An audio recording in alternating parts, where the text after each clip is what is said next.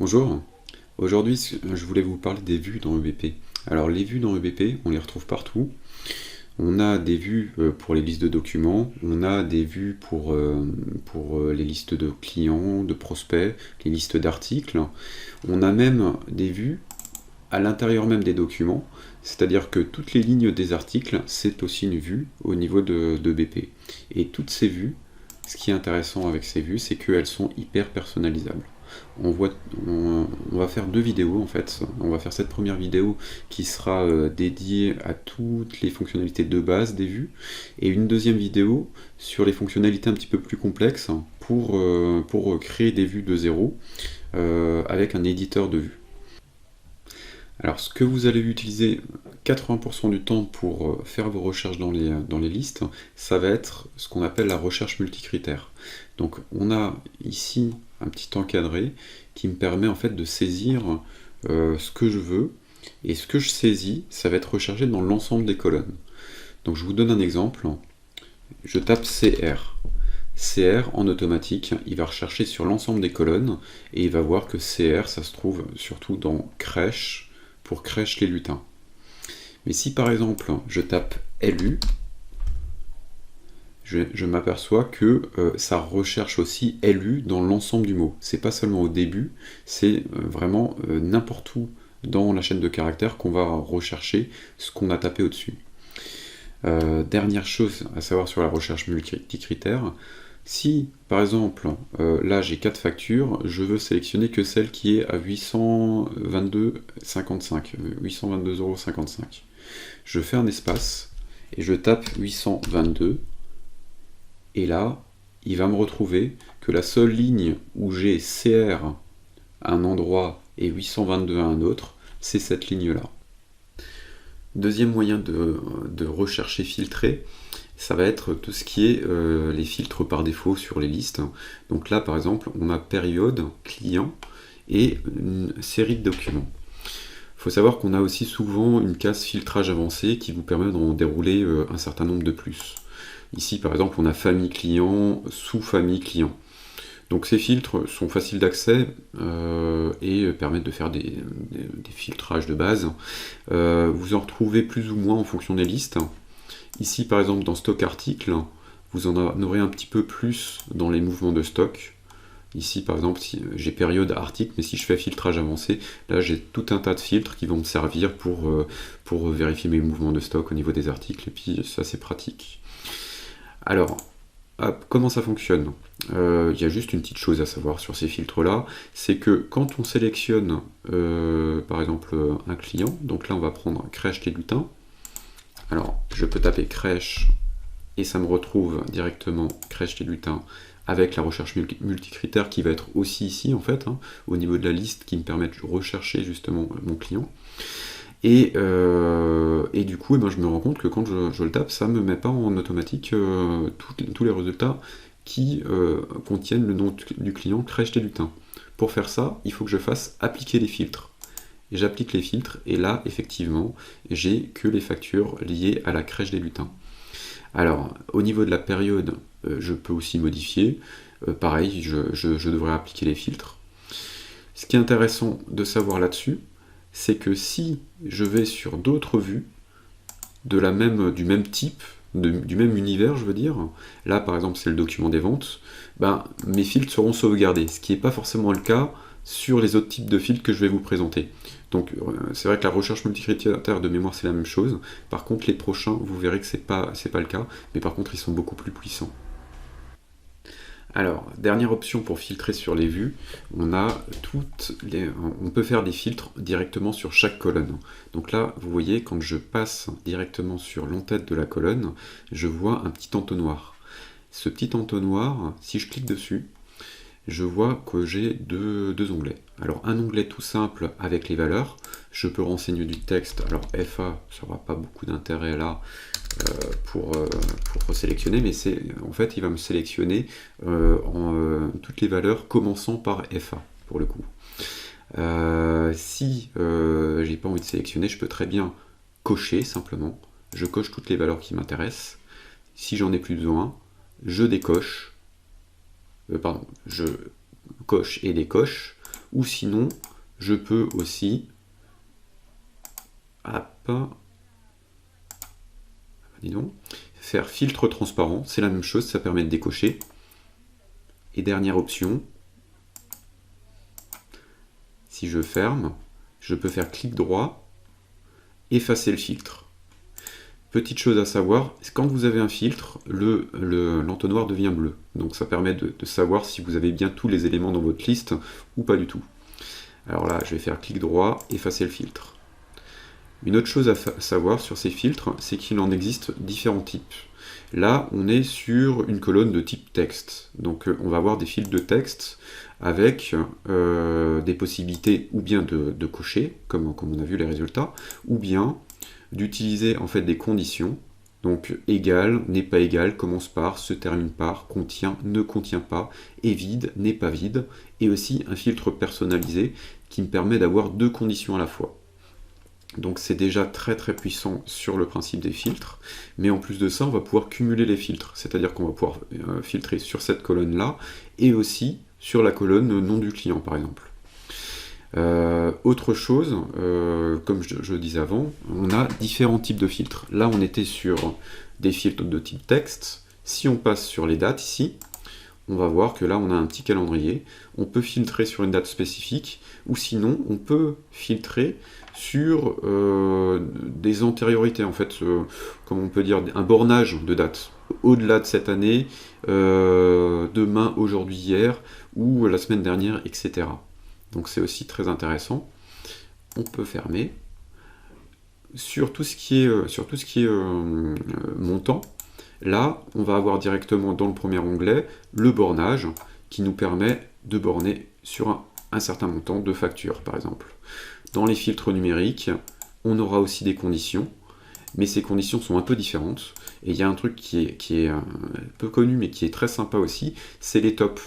Par exemple, quelles sont les plus grosses factures que j'ai fait sur le mois de mars. Donc je peux, les 10 plus grosses factures. Donc je peux mettre le top 10 ici, et puis me faire un petit copier, enfin un petit exporter dans Excel par exemple, pour faire des états de synthèse, ou des rapports. Filtre personnalisé, pareil, vous pouvez aussi avoir deux conditions différentes sur tout ce qui est chiffres. Et le dernier type de filtre, alors hop, je vais faire effacer le filtre. Le dernier type de filtre, ça va être sur tout ce qui est critères booléens. Booléen, c'est soit c'est valide, soit c'est pas valide, soit c'est coché, soit c'est pas coché. Donc il y a deux options. Donc là, par exemple, typiquement, la colonne multi-dépôt, c'est des critères de type booléen. Je clique dessus et je vois que, effectivement, je peux cocher ou pas cocher. Un exemple de filtrage sympa qu'on peut faire, on peut se dire, par exemple, je veux toutes les factures qui n'ont pas été payées, dont le montant est supérieur à 1000 €, par exemple.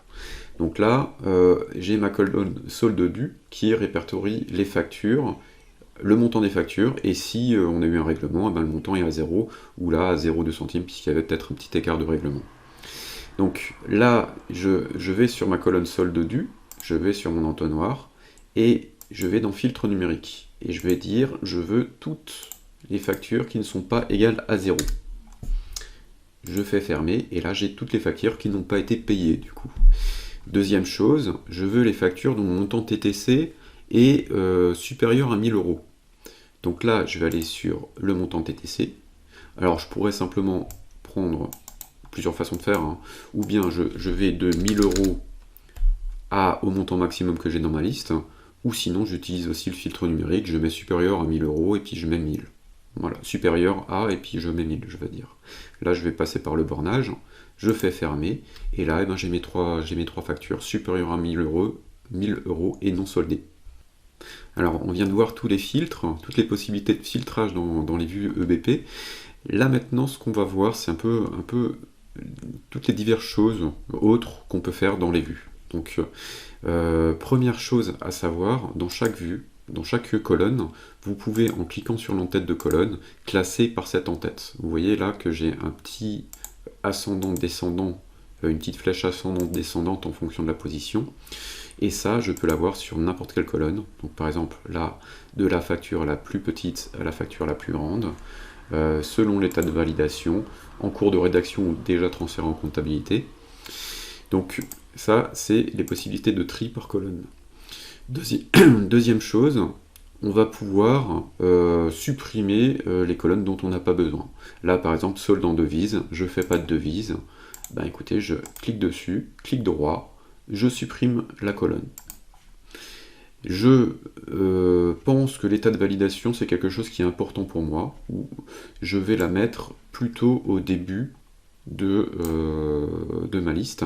Et du coup, je change la position de la colonne. Donc pareil. Je ne sais pas si vous avez vu, à chaque fois que je fais une modif, j'ai cette phrase, la vue actuelle a été modifiée, pour enregistrer vos modifications, cliquez ici. Donc c'est un bandeau jaune qui apparaît. Ce bandeau jaune, il me permet d'enregistrer mes modifications.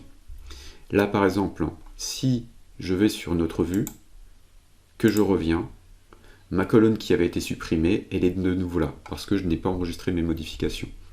En cliquant dessus, je ne l'aurai pas. Alors par exemple, je vais prendre le code ISO devise, ou non, attendez, ce qu'on va faire, c'est que on va faire un regroupement.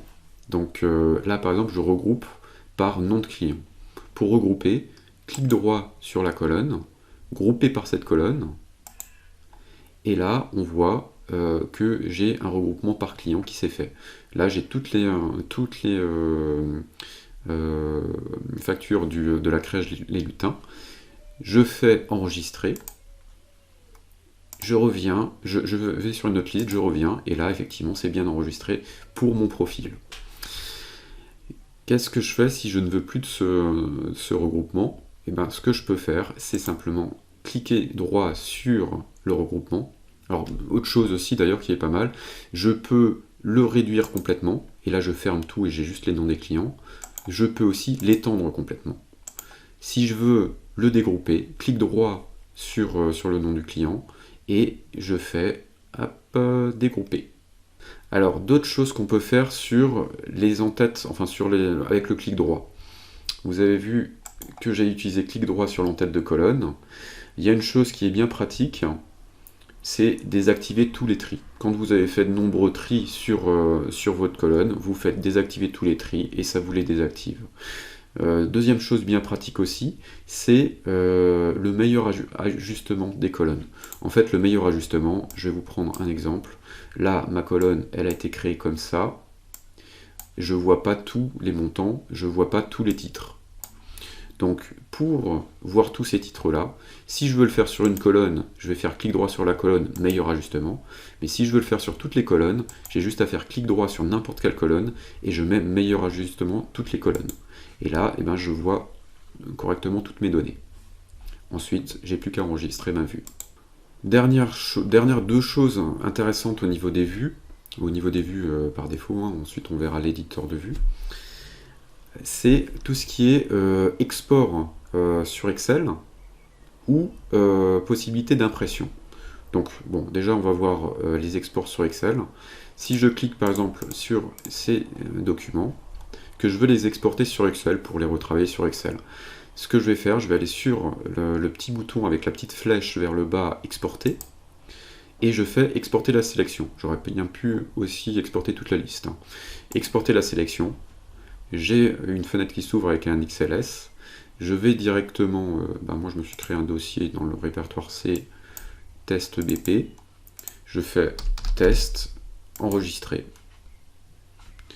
Et là, si je vais retrouver mon répertoire, hop, hop, hop, alors, voilà, je vous montre, ici, j'ai test qui s'est créé, j'ouvre le fichier Excel et j'ai bien l'ensemble, alors là, pareil, on va faire un meilleur ajustement des colonnes, j'ai bien l'ensemble de mes factures. Et derrière, eh ben, je peux faire les sommes que je veux, par exemple, et les autres traitements, tableau croisé dynamique, etc. L'autre chose que je voulais vous montrer, c'est l'impression des listes. Donc on peut imprimer en fait ou bien la sélection ou bien la liste. Hein. Si on fait imprimer, là ça va m'imprimer mes factures. C'est-à-dire que je peux imprimer en masse mes factures par ici. Ça m'ouvre ma fenêtre d'impression. je peux prendre le type de facture dont j'ai besoin. Donc par exemple, facture avec échéance. Voilà. Je fais un aperçu. Et je vois en fait que j'ai l'ensemble de mes factures qui apparaît dans mon aperçu.